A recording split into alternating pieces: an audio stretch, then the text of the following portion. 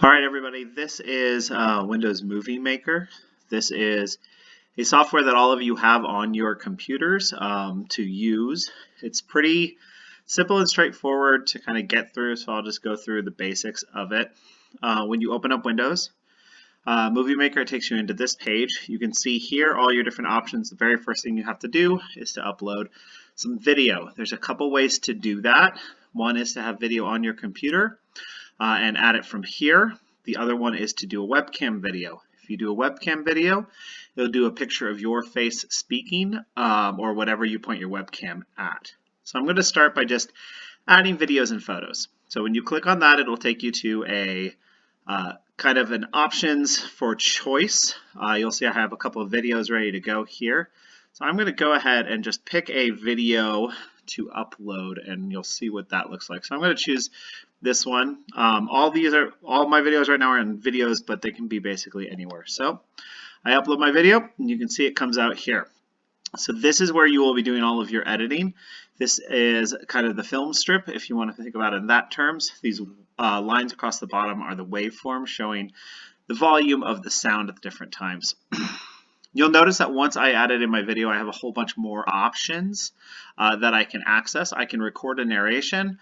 This would be great if you were doing, say, a video of your computer screen and wanted to talk over that, kind of demonstrating something, or if you had a short video that you wanted to add to, or if your students created a video, they could use this narration option to record that. You have a couple of themes that you can use to give you intros, and you'll notice as I just scroll over it, over here on this side, you'll see kind of an introduction of what that looks like on each different one, kind of creating a space for things to open. Continuing across, I have my ability to rotate my image. So I'm going to go ahead and I'm going to click somewhere else in the screen. You can see that my picture showed up here, and I'm just going to rotate. And as I do that, you'll see that my video image changes orientation. I can select everything, I can delete from in here.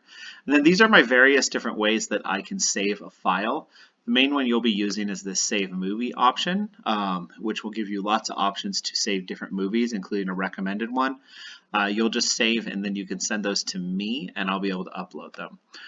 There's a caption option. You can use this caption option to add text over the top of your video itself. So if you want to add questions or if you wanted to add some points that you wanted students to notice, this is where you would do that. You can add a title screen, you can add credits.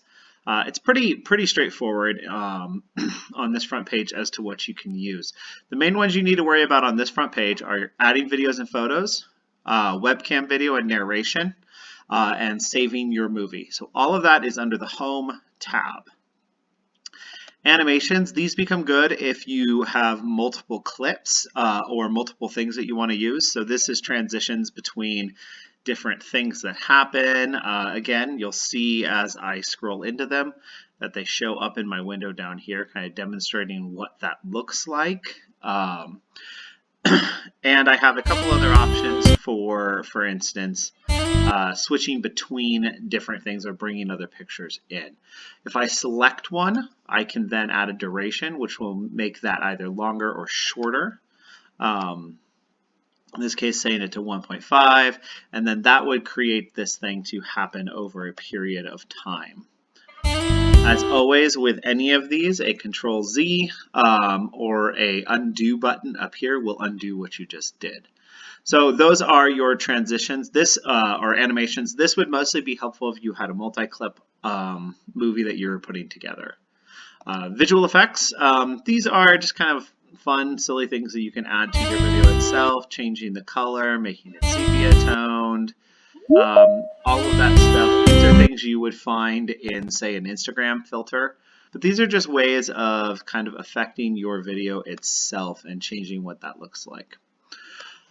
Over here in Project, this is actually a useful thing to have. This allows you to change what part of your audio is being emphasized. So if you have a narration, you would want to emphasize the narration. That means that your narration would be louder than the rest. If you're just having a video, emphasizing the video itself, or if you add music, you can also do a no emphasis, which would change set everything at kind of flat. This fit to music allows you to take your video and just adjust it to whatever the length of the video is that you want.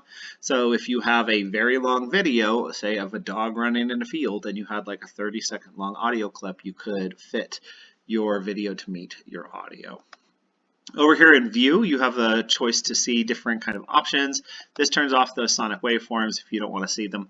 They're not super important unless you're going to be getting into sound editing in this. Right here, this is where you're going to get most of the use out of this. So the main places you need to worry about mostly will be your home, where you input and save and export your things, and your editing tools. So a couple editing tools to point out.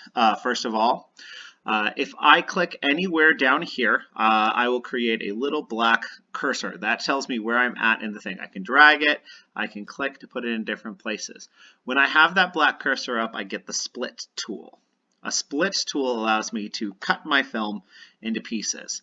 This would allow me to put it in a transition, or let's say that I was doing a video and I made a huge mistake, and instead of stopping the video and then starting again, I just kind of waited a second, I could trim that out.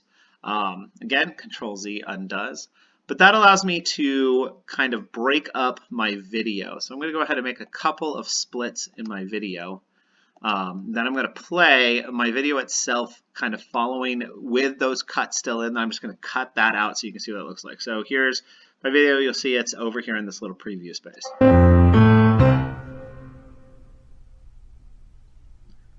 This is a very silly video that we use for movement in the music classroom. So they are pretending to play pianos right now.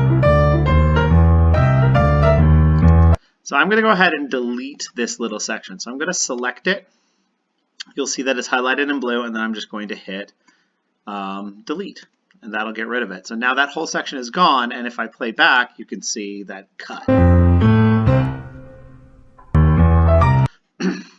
This is where a transition comes in helpful because of the fact that I had this really harsh cut. Everything kind of happened badly for me. So I'm going to select a transition from my gallery here.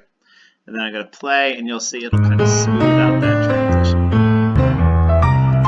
Not a lot, because it's honestly a bad cut. It wasn't a cut that I was ever going to keep, just kind of demonstrating. The trim tool allows you to shorten or lengthen.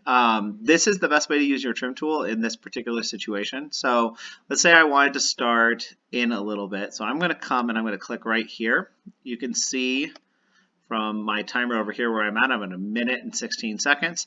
And then I'm going to set that as my start point. So what it's going to do is it's going to delete everything prior to that.